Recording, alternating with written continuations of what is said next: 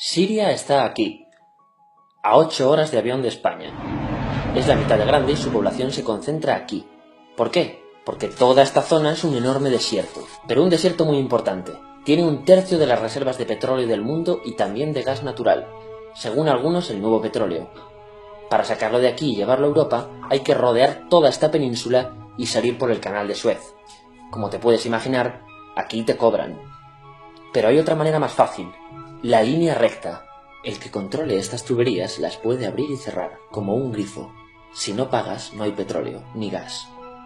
Esta región es la polla. La civilización en el planeta empieza en 3 sitios y este es uno de ellos. Mesopotamia, aquí. Sumer, que te sonará menos, pero es el puto inicio de todo. Aquí también. ¿Recuerdas la Torre de Babel de la Biblia? La hicieron estos tíos. Egipto, aquí.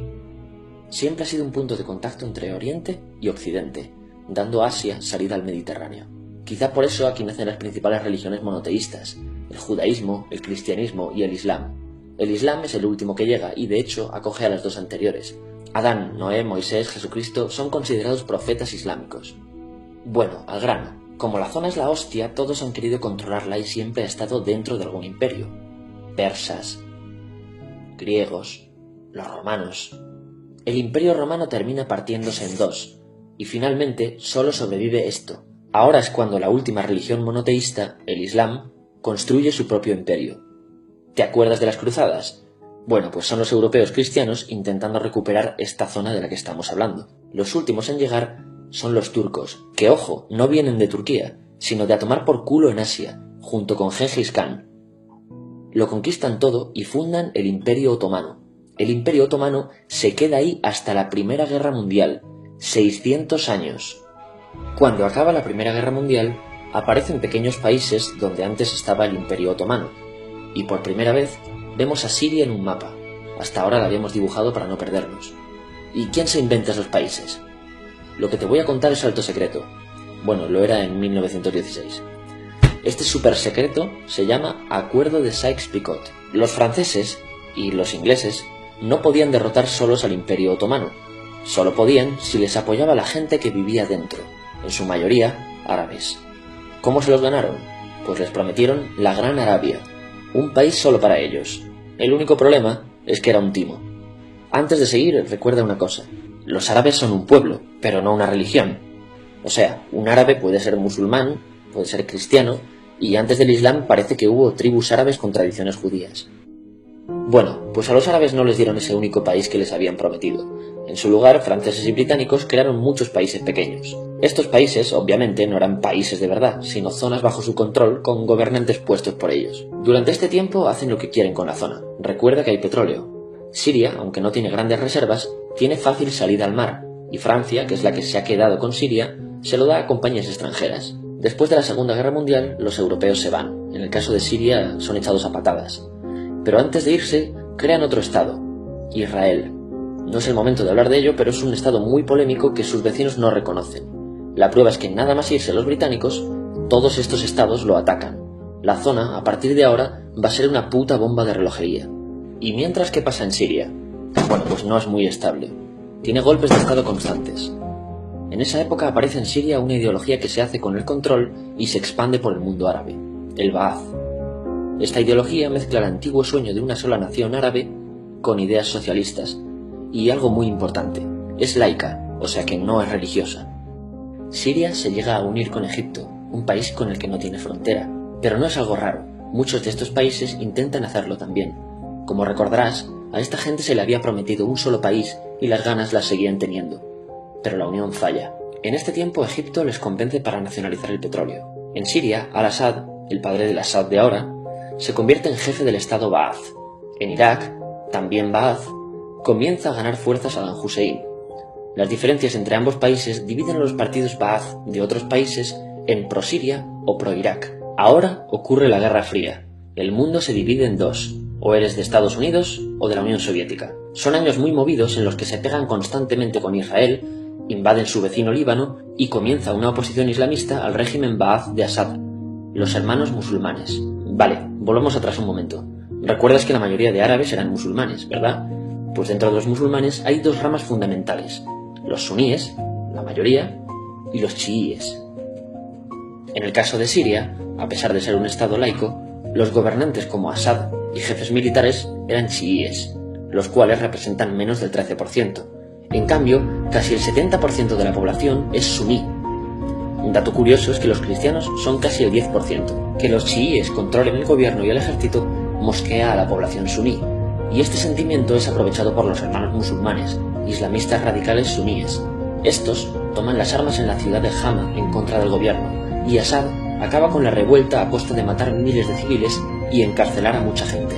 En el año 2000, Assad padre muere y le sucede Assad hijo. Ante las presiones libera a muchos presos, trae internet y esperanzas de cambio. Hay un periodo de gran debate político y aparece la oposición. También vuelven los hermanos musulmanes. Los siguientes años son difíciles. Arrestan a la oposición. Y Bush incluye Siria en el eje del mal, y esto la aísla. Está mal visto negociar con Siria. Los kurdos, un pueblo que vive distribuido por varios países de la zona, empiezan a protestar también. Hay represión y muertos. En 2011, te sonará esto, ocurre la Primavera Árabe. ¿Qué es esto? Bueno, es una protesta que se va propagando por todos los países árabes pidiendo más democracia. Como ves, el mundo árabe, a pesar de estar dividido en países, tiene tendencias generales. Cuando llega a Siria, Assad hijo termina usando el ejército y en los enfrentamientos mueren unas 1000 personas. Los enfrentamientos irán escalando hasta que se conviertan en guerra civil. No hay un momento exacto de inicio. Lo importante es que hoy en día hay numerosas facciones en juego. Vamos a verlas. Pero primero piensa en que todo está dividido entre chiíes, la minoría, y suníes, la mayoría. Chiíes y además laicos, o sea, no religiosos, son el gobierno de Al-Assad. Controla todo esto, que si recuerdas son básicamente las zonas chiíes del país. El gobierno de Assad está enfrentado al resto. También mayoritariamente laico, pero suní, es el Ejército Libre de Siria o FSA en inglés. Junto con el Frente Islámico, que es religioso, y otros 70 y pico grupos más, forman una coalición que la prensa llama simplemente la oposición. También suníes e islamistas, pero radicales, son Al-Nusra, llamados Al-Qaeda en Siria, porque son básicamente eso, Al-Qaeda en Siria. Otros islamistas radicales son el ISIS o Estado Islámico. Salen de Al-Qaeda en Irak, controlan la mayor parte de Siria e Irak y se han hecho famosos por sus atrocidades. Su objetivo teórico impacta a muchos. Es un Estado Islámico a lo largo de Asia, África y Levante, aunque a ti ya te suena, ¿verdad? En naranja tenemos al pueblo kurdo, que recordarás porque el presidente Al-Assad lo reprimió, al igual que gobiernos de países próximos también hacen. Ahora controlan militarmente esta zona.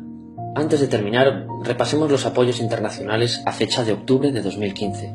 Las fuerzas de Al-Assad son apoyadas por Rusia, que ya tenía base militar en el país antes del conflicto, por Irán y por China.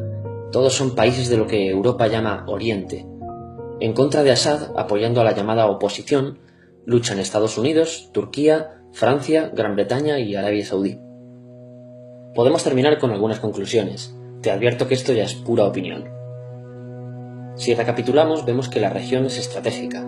Por su situación privilegiada, todos la quieren. Siria siempre ha estado bajo el paraguas de grandes imperios. Piensa que hace 100 años la actual Francia era Francia, Gran Bretaña era Gran Bretaña, pero es que hace 200 también, y hace 300 también, y hace 400 también. En cambio, Siria solo es Siria desde hace menos de 100 años, y solo se gobierna a sí misma desde hace poco más de 50. Además, jamás decidieron sus fronteras, se las impusieron. Europa divide Oriente Medio a su antojo para controlarlo, diseñando países sin tener en cuenta su población. Muchos historiadores dicen que todo pueblo tiene la necesidad de manejar su propio destino, pero estos ingredientes que hemos visto juegan en contra de proyectos como la Siria Ba'ath, que encima usa la represión para mantenerse. En última instancia, producen una guerra civil. En este contexto no es extraño que aparezcan actores que se alimenten de la desesperación, el sentimiento suní de opresión y la visión de Occidente como invasor. ISIS usa la identidad árabe y la mitología de antiguos imperios. Cuando quieras entender el presente, pregúntate: ¿y el pasado?